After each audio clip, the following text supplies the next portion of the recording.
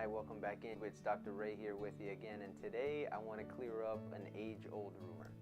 Does size really matter? And the answer to that is yes, especially when we're talking about the cardiovascular system and cholesterol. So cholesterol is one of those things that you hear, you got to keep it under 200, it's the most important thing. You'll hear a lot of people say everybody should be taking statins, and even some of the new medical guidelines say people should be taking cholesterol-lowering drugs. I'm here to tell you that you don't want to lower your cholesterol. You want to find out what makes up your cholesterol. So how can I make that easy for you to understand? Let's say your total cholesterol value is 200, right? And that's a value. So a dollar is also a value, correct? How many different ways can you make up $1? You can have 100 pennies. You can have 4 quarters. You can have 10 dimes. So there's a bunch of different ways to make that up, and each one of those particles that are making up that dollar, or coins that are making up that dollar, are going to take up different sizes and spaces and react differently within the body.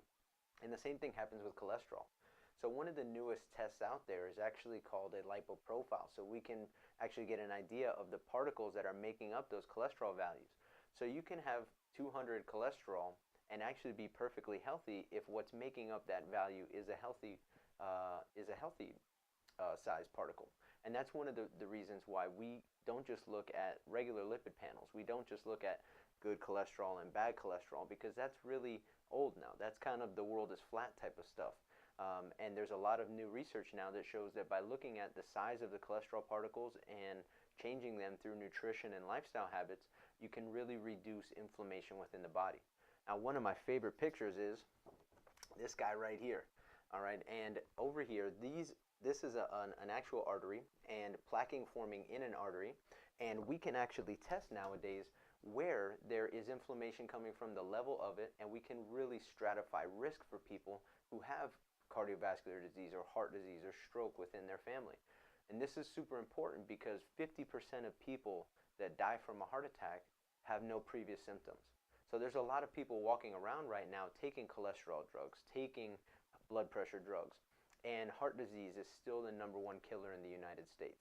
So there's definitely a problem with the way that we're managing cardiovascular disease and cholesterol, and this is a great way to look into what's going on by getting specific with the testing and intervening with lifestyle and exercise and nutrition and making a big difference in prevention.